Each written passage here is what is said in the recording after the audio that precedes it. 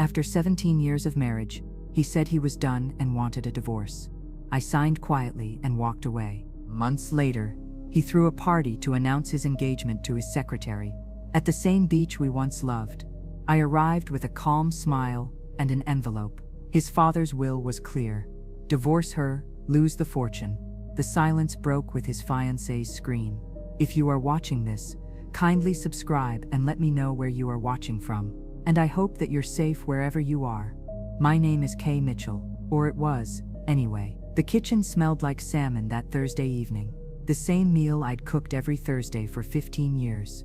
Austin walked through the door at 7:15, exactly on schedule. He'd always been precise about time, about everything really, but something was different that night. He moved to the dishwasher without looking at me. His hands arranged plates with mechanical precision, each movement deliberate, calculated, like he'd rehearsed this moment in his mind.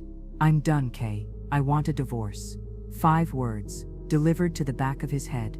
I held my wine glass, watched the liquid tremble, tiny ripples disturbing the surface. The refrigerator hummed louder than usual, or maybe the silence between us amplified every sound. There was a water stain on the ceiling shaped like a question mark. I focused on it while my marriage dissolved. "That's it?" My voice came out steady. 17 years and you're done." Austin finally turned, wiped his hands on the dish towel with the same methodical care he applied to everything.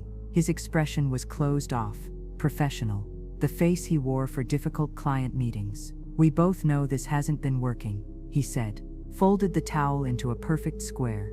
"It's better to be honest about it." The conversation lasted exactly 12 minutes. I watched the microwave clock the entire time, green numbers marking the systematic destruction of everything we'd built. Austin outlined his plan with the efficiency of a corporate merger. He'd already consulted a lawyer, already found an apartment, already calculated the division of assets. The precision of it told me this wasn't a sudden decision. This was months of planning delivered in minutes. Over the following 2 weeks, Austin dismantled our life with surgical precision. He packed only when I was at the grocery store or during my book club.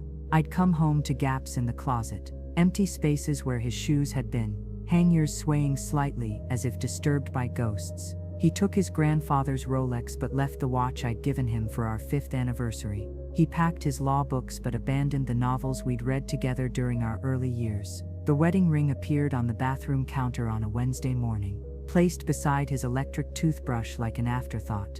No note, no ceremony, just a circle of platinum catching the morning light. I picked it up and felt its weight, remembered how he'd fumbled putting it on my finger at our beach ceremony, his hands shaking with what I'd thought was emotion. But now I wondered if it was just performance anxiety. Our neighbor Janet pretended not to notice when Austin's BMW stopped appearing in the driveway. She'd wave at me while walking her terrier, her smile tight with the discomfort of witnessed failure. The mailman started leaving packages on the doorstep without knocking, as if divorce might be contagious. But it was William who noticed something else entirely. Austin's father had always been different from his son, warm where Austin was cold, attentive where Austin was absent, and the look on his face when I told him about the divorce made my blood run cold. Because William didn't look surprised. He looked angry. Before the divorce, before I knew about any of it, I was still playing the role of the perfect corporate wife. Our life operated on invisible schedules I'd memorized like scripture. Thursday evenings meant salmon dinner at 7:30 sharp. Austin would walk through the door at 7:15, giving himself exactly enough time to change and scan his emails before sitting down. But things had started changing 3 months before that final Thursday.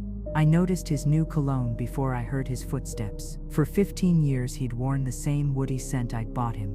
Then suddenly, he switched to something more aggressive, something that announced his presence rather than complimented it. "Smells good," he said about the dinner, already scrolling through his phone. A text made him smile slightly before he caught himself.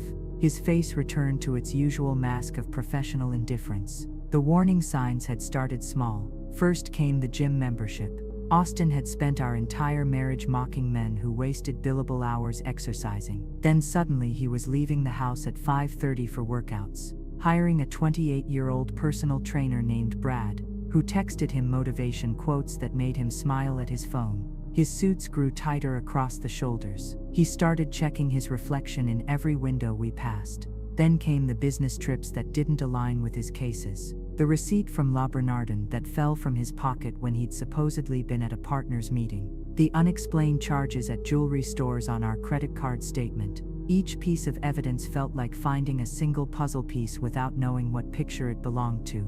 William noticed before I did. We developed an unexpected friendship over the years, born from Austin's neglect of both of us. It started when Austin forgot our anniversary lunch, left me sitting alone at a restaurant for an hour. William had walked in for his own lunch meeting, saw me there, and his face crumbled with recognition and shame for his son.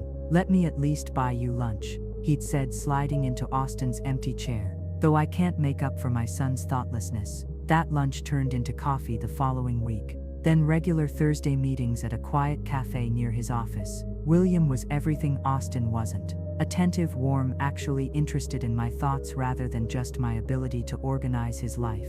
He told me stories about Austin's mother, Eleanor, who died 8 years ago. How she'd also spent decades managing the invisible labor of being married to an ambitious man.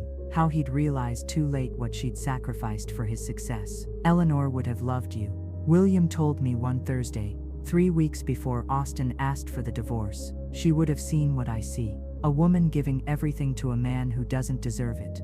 I'd laughed it off then, uncomfortable with the implied criticism of Austin. "Marriage is about compromise," I'd said, the words tasting false even as I spoke them. "No," William had replied firmly. "Marriage is about partnership.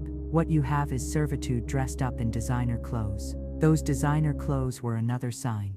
Austin had suddenly decided my wardrobe needed updating. Not for me, but for how I reflected on him.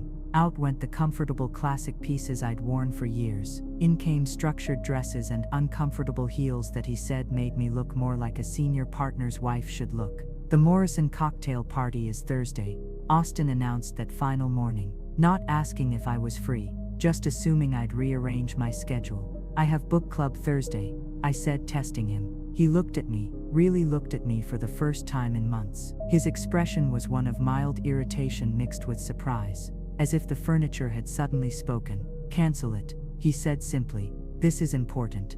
Everything Austin did was important. Every meeting, every dinner, every golf game that might lead to a new client. My book club, my friends, my interests were obstacles to be managed, not priorities to be considered. But I didn't know then that William had already seen through his son completely. I didn't know that he'd been planning something for years. The divorce papers arrived on a Tuesday, exactly 2 weeks after Austin's announcement. The courier was young, maybe 25. His discomfort was palpable as he asked for my signature. "Have a nice day," he mumbled, practically running back to his truck. I carried the envelope to Austin's former study, now just a room with empty bookshelves and a desk too large for the space. The papers were exactly what I'd expected. Clean division of assets. The house would be mine along with half our investments. Monthly maintenance payments that suggested guilt more than generosity. 23 pages reducing 17 years to line items and subclauses. My sister Sarah called while I was reviewing page 12. "Fight him," she said without preamble. "Get a lawyer, take him for everything." "He's being fair," I replied, running my finger along the terms. "Fair? He's leaving you for someone else, isn't he?" I hadn't told her about my suspicions, about the receipts and the cologne and the gym membership, but Sarah had been through her own divorce 5 years ago and could smell infidelity through the phone. "Does it matter?" I asked, echoing Austin's own words. "Of course it matters. Don't just roll over, Kay." But I wasn't rolling over. Something in my gut told me to wait, to watch, to let Austin think he was controlling this narrative. I pulled out the Mont Blanc pen he'd given me for our 10th anniversary, a gift presented over dinner in Tuscany, when he'd still looked at me like I mattered. The irony of signing divorce papers with his anniversary gift wasn't lost on me. There was something poetic about it, like closing a circle. Each signature was deliberate.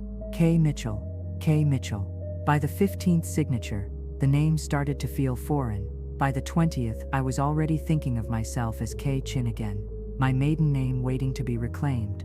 Was I a fool for signing so easily? For not fighting, not demanding answers, not making him pay? My friends would think so. My sister certainly did. But something told me that patience would serve me better than anger, that the truth would reveal itself in time. 3 days after I returned the signed papers, I met William at our usual coffee shop. His hands shook as he lifted his cup, coffee sloshing dangerously close to the rim. The anger radiating from him was palpable, filling the space between us with electric tension. "Tell me what happened," he said, though his tone suggested he already knew. I explained Austin's announcement, his methodical exit, the swift divorce proceedings. With each detail, William's jaw tightened further, his knuckles white around the ceramic mug. "Did he give you a reason?" He said it wasn't working anymore. William's laugh was bitter, sharp enough to draw looks from other patrons. "That's what his grandfather said when he left his grandmother, almost word for word." I hadn't known that story. The parallel sent a chill through me. "There's someone else, isn't there?" William asked, though it wasn't really a question, most likely. He reached across the table and took my hand, his touch gentle despite his obvious rage. "You deserved better, Kay. You've always deserved better than what my son was capable of giving." We sat in silence for a moment, the coffee shop noise fading around us. William's thumb traced small circles on my hand, a paternal gesture that made my eyes burn with unshed tears. "I failed him somehow," William said quietly. "Failed to teach him what really matters. Eleanor would be devastated to see what he's become." "This isn't your fault," I assured him, squeezing his hand. But William's expression suggested he knew something I didn't, carried some knowledge about his son that went deeper than a failed marriage. "Austin will face consequences someday," William said, his voice cold and certain. "I've made sure of it." I didn't understand what he meant then, but I was about to find out. William's words hung in the air as we parted ways that afternoon. His promise that Austin would face consequences felt hollow in the moment.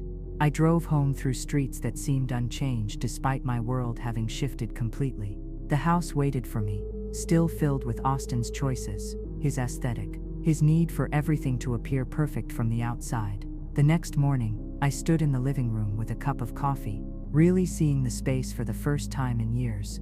Everything was white, gray, and black. Austin had hired an interior designer 5 years ago who'd stripped away anything that might be considered warm or personal. The walls were gallery white, the furniture angular and uncomfortable. The art was abstract pieces chosen for their investment value rather than any emotional connection. It looked like a high-end hotel lobby, beautiful in photographs but impossible to relax in.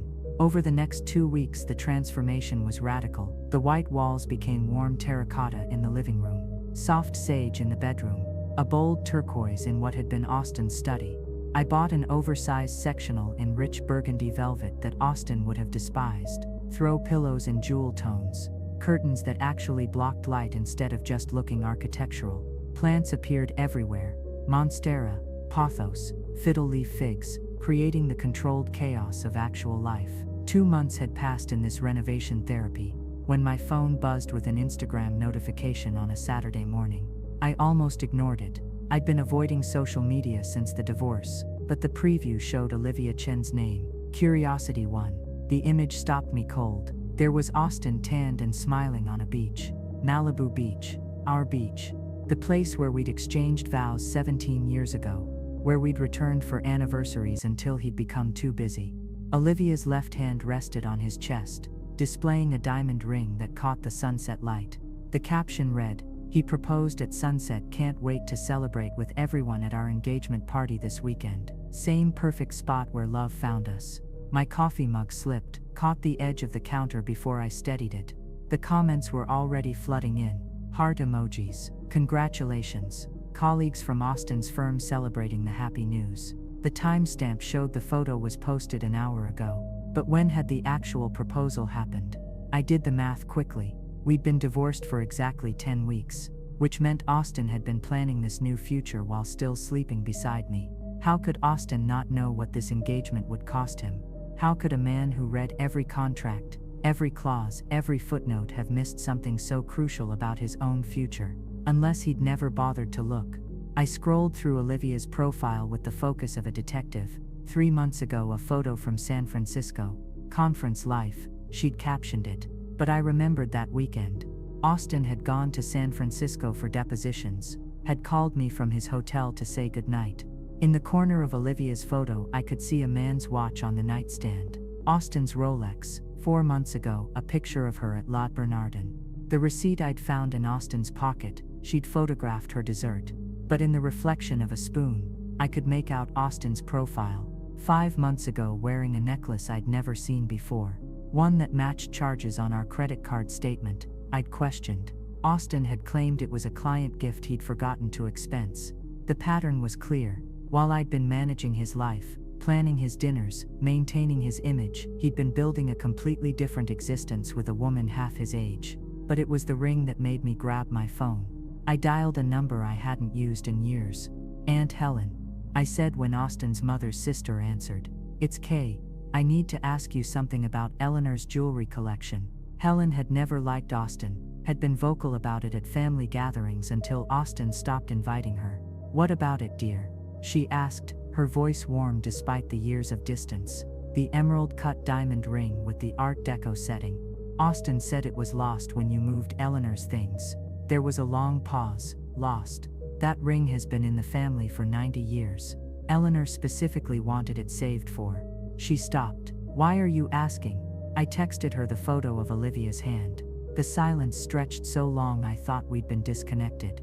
"That's it," Helen said, her voice shaking with anger. "That's Eleanor's mother's ring. Austin told me he was having it reset for your anniversary. That was 8 months ago. 8 months, before the gym membership, before the new cologne, before any signs I'd noticed. He'd been planning his exit while I was still believing in our future. I was still processing this timeline of deception when the doorbell rang at 7 that evening. Through the peephole, I saw William standing on my porch, his face drawn and serious, holding what looked like documents against his chest. "I'm sorry to come by so late," William said when I opened the door. "But there's something you need to know." He paused in the entryway, his eyes taking in the transformation. The white walls were gone, replaced with warm earth tones. The uncomfortable modern furniture had given way to pieces that invited you to sit, to stay, to actually live in the space. "You've made it a home again," he said softly. "Eleanor would have loved this. What did you need to tell me?" I asked, though something in his expression made my pulse quicken. He pulled a manila folder from inside his coat, his hands trembling slightly as he held it out to me. 8 years ago, after Eleanor passed, I made some changes to my will. I've been waiting for the right moment to tell you about them. We sat in my newly colorful living room. William spread the document on the coffee table between us, pushed aside our cups, his movements careful and deliberate, as if he were handling something precious and dangerous simultaneously. "After Eleanor's funeral, I was watching Austin," William began, his voice low, "seeing patterns that disturbed me. The way he treated you at the funeral, more concerned about the reading of her will than comforting anyone. The way he calculated the value of her jewelry before her body was even cold." The highlighted section seemed to pulse on the page, yellow marker bleeding through the legal text. William's finger, steady despite his earlier shaking, pointed to a paragraph dense with terminology. I read it once. The words slid past without meaning. My brain refused to process what seemed impossible. The second reading made my breath catch. By the third, my hands were gripping the edge of the table. "In the event that my son Austin James Mitchell initiates divorce proceedings against his spouse Kay Chin Mitchell, without documented evidence of adultery on her part, all inheritance rights shall be forfeit." The language continued, outlining specifics. But that first sentence contained everything that mattered. "This can't be legal," I whispered, looking up at William's grim face. My estate attorney spent 3 months making sure it was ironclad. Every word chosen specifically, every loophole closed. William's satisfaction was bitter, tinged with the sadness of a father who'd felt the need to protect me from his own son. "The clause only applies if Austin initiates the divorce. If you had filed or if he could prove infidelity, the inheritance would remain intact." My mind raced, calculating dates and timelines. Austin had filed for divorce exactly 2 weeks after his announcement. His name on every document as the petitioner. No mention of adultery, no accusations of misconduct, just irreconcilable differences and a swift division of existing assets. He'd been in such a hurry to move forward with Olivia that he'd never considered there might be consequences beyond our current bank accounts. "How much are we talking about?" I asked, though part of me already knew it would be substantial. William had built his investment firm from nothing. had patents from his engineering days, owned properties across California. The current valuation is approximately $23 million. $23 million. The number felt abstract.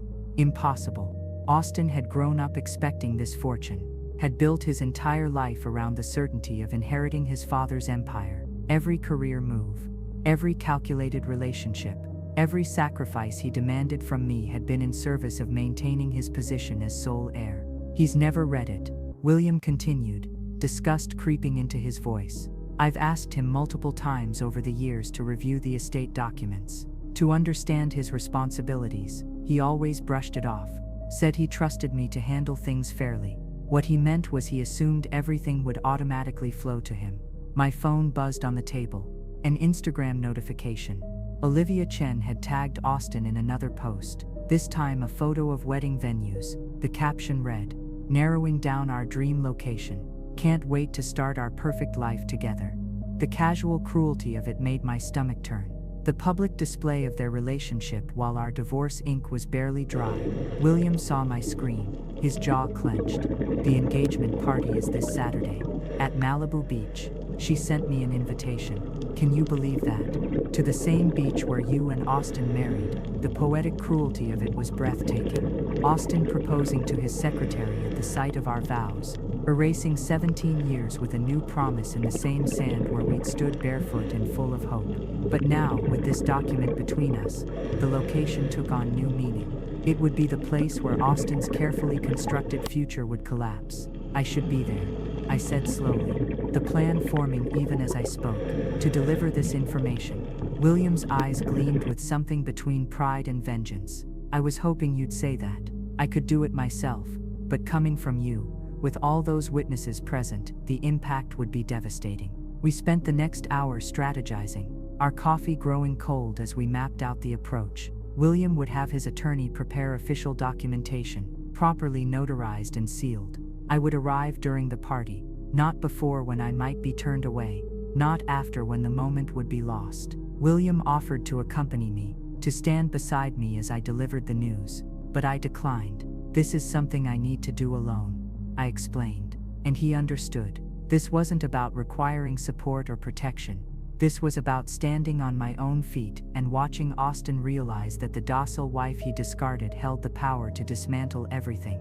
That evening, I stood before my closet, selecting each piece of my outfit with military precision. The white sundress that moved like water, suggesting grace rather than grief. Austin had always preferred me in dark colors, professional blacks and grays that wouldn't draw attention from him. The flowing white fabric would make me impossible to ignore. My mother's gold jewelry came out of storage, pieces Austin had deemed too ethnic, too traditional for his corporate world. The delicate chains and intricate earrings caught the light, each piece a connection to the heritage he'd asked me to minimize.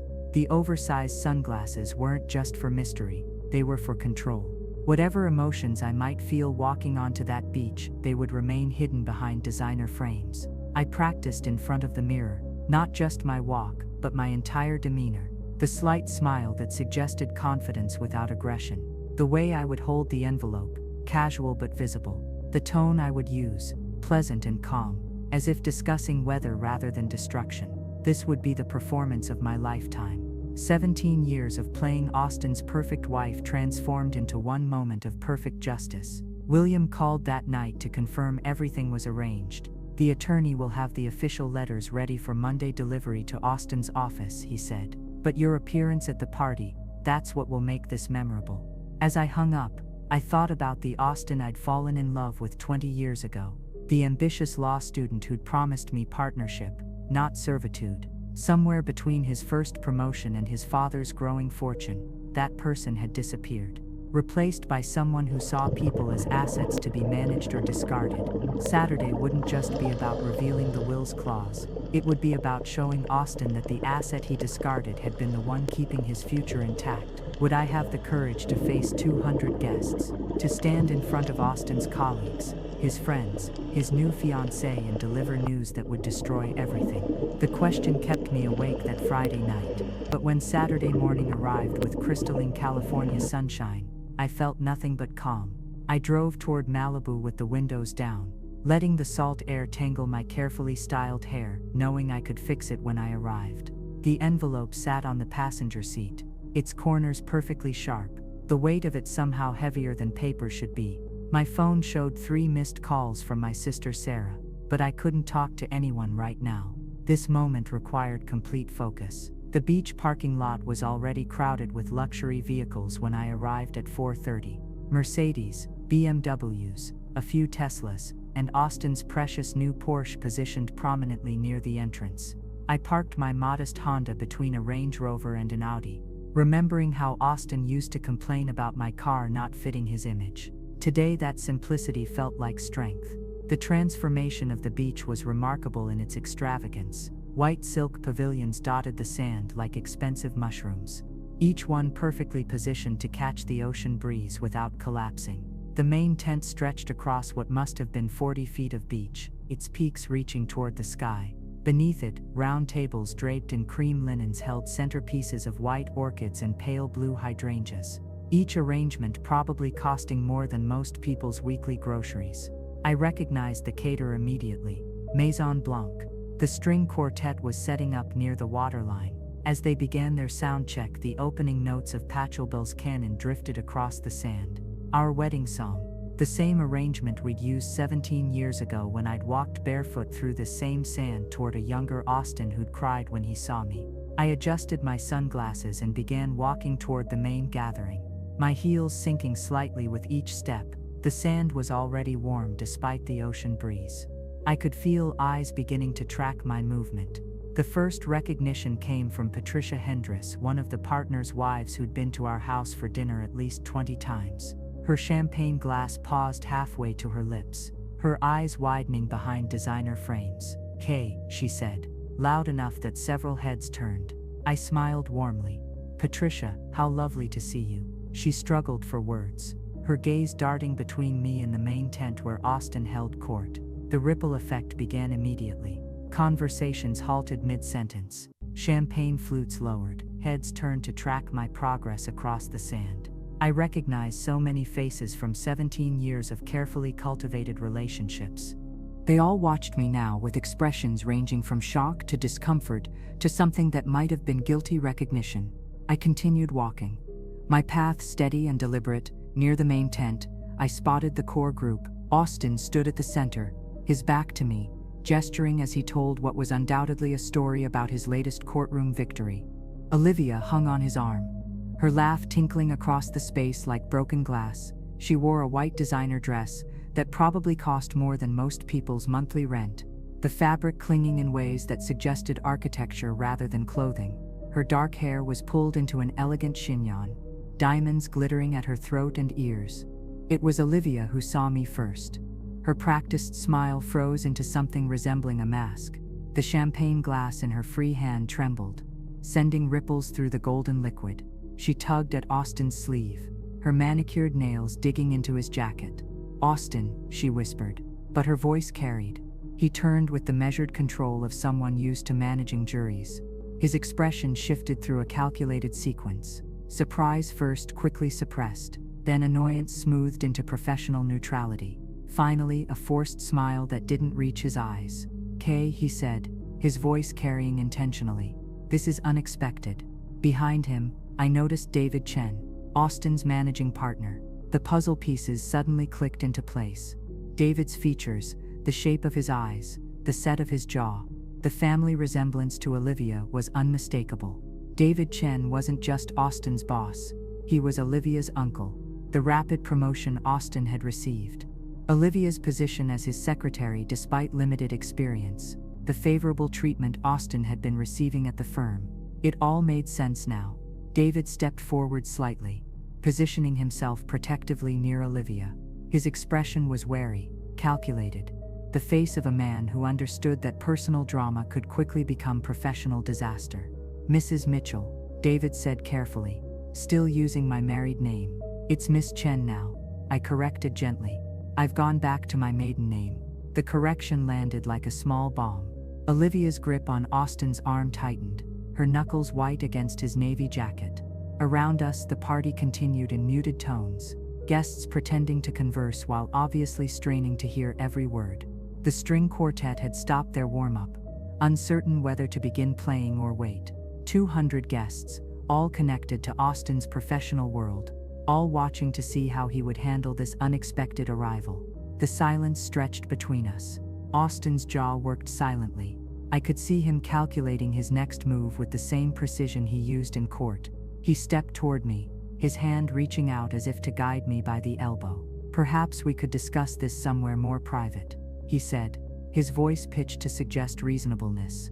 I remained perfectly still, letting his hand hover in the air between us until he was forced to lower it. The envelope in my hand felt warm against my palm. "Oh, I won't take much of your time," I said, my voice pleasant and clear. "I just wanted to deliver something in person." It seemed appropriate given the setting. Austin's eyes narrowed slightly, but his professional smile remained fixed. Behind him, David Chen shifted his weight, his business instincts clearly warning him that something significant was about to unfold. "What is this about, Kay?" Austin asked, attempting to inject authority into his tone. I pulled the document from the envelope with deliberate care, the official seal catching the late afternoon sunlight. "It's about your father's will, Austin. Specifically the moral clause he added 8 years ago." The words landed like stones dropped into still water, ripples of shock spreading through the assembled crowd. Several phones appeared in hands, held at angles that suggested recording rather than checking messages. "What are you talking about?" Austin's voice had lost its measured control. "The clause is quite specific," I continued, holding the document where he could see it but not quite reach it. "If you initiated divorce proceedings against me without documented proof of infidelity on my part, you forfeit your entire inheritance. Everything transfers to your mother's cancer research foundation." The blood drained from Austin's face so quickly I thought he might faint. His mouth opened then closed, no sound emerging. Behind him I heard Patricia Hendris gasp. "That's not possible," Austin managed, his voice barely above a whisper. "Your father's attorney confirmed it, and it's completely binding," I said, maintaining my calm tone. $23 million, Austin. The investment portfolio, the commercial properties, the business shares, all of it. David Chen stepped forward, his business mind clearly racing through the implications. Olivia lunged forward, snatching the document from my hand with such force that one of her acrylic nails caught and tore. Her eyes moved frantically across the page, her lips moving silently as she read. "This is fake," she said, her voice high and desperate. "This has to be fake. Tell them it's fake, Austin." But Austin stood frozen, his legal mind undoubtedly recognizing the authentic formatting, the official seals, the language that matched his father's attorney's style. His silence was more damning than any confession. Olivia's eyes darted between the document and Austin's ashen face, searching for denial that wouldn't come. She stumbled backward, her designer heel catching in the sand and snapping with an audible crack. She kicked off both shoes violently, standing barefoot in the sand, the document crumpling in her clenched fist. "You told me," she began, her voice rising with each word. "You promised me that everything was yours. The fortune, the properties, the future you sold me on."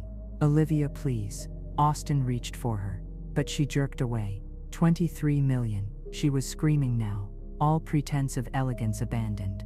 "You let me plan a life, a future based on money you don't even have."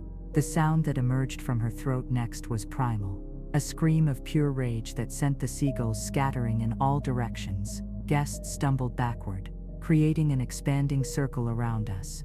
"You lied to me," she threw the crumpled document at Austin's chest. "Everything was contingent on that money. My uncle vouched for you because of your inheritance." David Chen's face had turned an alarming shade of purple, his professional reputation now tangled in this spectacular public humiliation.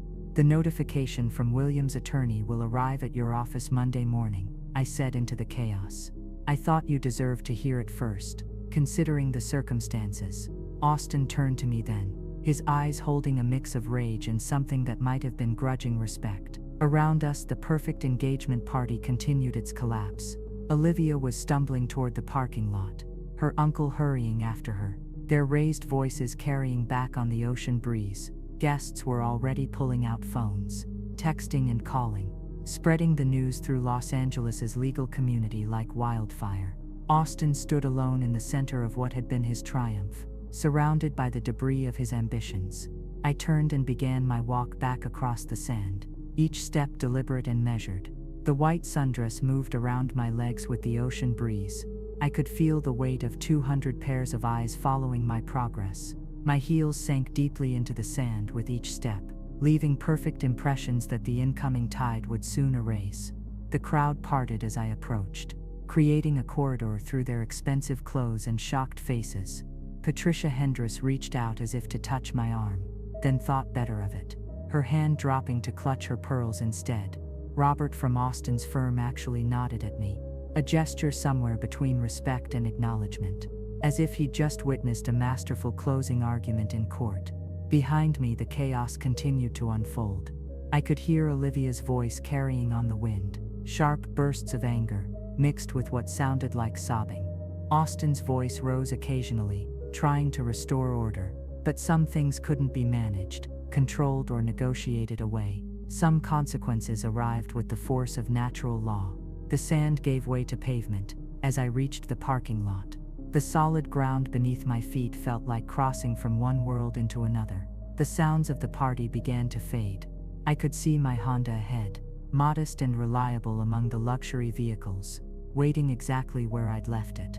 My phone buzzed in my purse as I reached the car. I pulled it out to find a message from William, timestamped just minutes ago. I trust the delivery went smoothly. Dinner Thursday, my treat as always. The normalcy of it made me smile for the first time that day. Not a practiced smile or a strategic one, but something genuine. I typed back quickly. Wouldn't miss it. Your son now knows what he lost. My hands were perfectly steady as I unlocked the car and slid behind the wheel. No trembling, no delayed shock, no sudden rush of regret or doubt. The strange calm that had carried me through the confrontation remained solid as bedrock. This wasn't the shaky equilibrium of suppressed emotion, but something deeper, more fundamental. The peace that comes from finally standing in your own truth. I started the engine and pulled out of the parking space, taking one last look at the beach in my rearview mirror. The white pavilions that had looked so elegant an hour ago now seemed like monuments to Austin's hubris, temporary structures that would be dismantled by morning, leaving no trace they'd ever existed. The ocean continued its eternal rhythm, unconcerned with the human drama playing out on its shores. This same stretch of sand had witnessed our wedding 17 years ago, when I'd walked barefoot through the surf in a simple white dress, believing in forever. The coastal road curved away from the beach. I followed it past familiar landmarks that felt like mile markers of our relationship. Each location I passed felt like shedding another layer of the past, leaving it behind on this stretch of California coastline. The truth was simpler and more complex simultaneously. Revenge, I realized, wasn't about actively destroying someone. It wasn't about planning their downfall or orchestrating their humiliation. True revenge was simply stepping back and allowing someone's own choices to play out without the safety net they'd taken for granted. Austin had built his new life on a foundation of assumptions, that his inheritance was guaranteed, that I would remain the quiet, accommodating ex-wife, that his father would never hold him accountable for his choices. He'd been wrong on all counts, but the wrongness wasn't my doing. I hadn't created the clause in William's will. I hadn't forced Austin to file for divorce. I hadn't made him chase after his secretary or lie about his secured fortune. All I'd done was deliver information he should have known. At a moment when that information would have maximum impact, the rest was simply consequence following cause, as natural and inevitable as waves following the pull of the moon. Traffic was light heading back toward the city.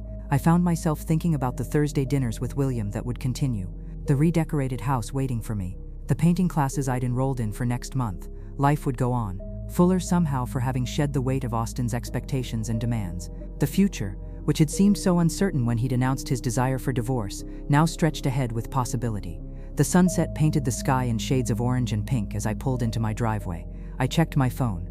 43 messages waited. One from Marcus Chen, sent just 30 minutes after I'd left the beach, caught my attention. Austin trying damage control. Partners meeting called for Monday morning.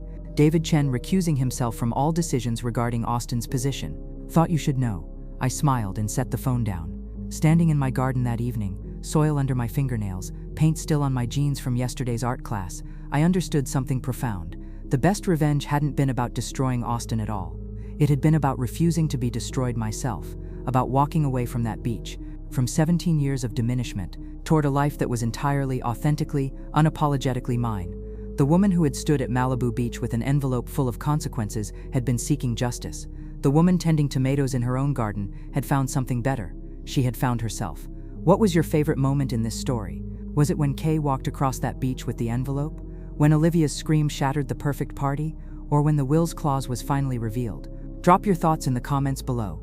If this story of justice and self-discovery moved you, smash that like button and subscribe for more powerful stories. Share this with someone who needs to remember their own worth, because sometimes the best revenge is simply becoming who you were always meant to be.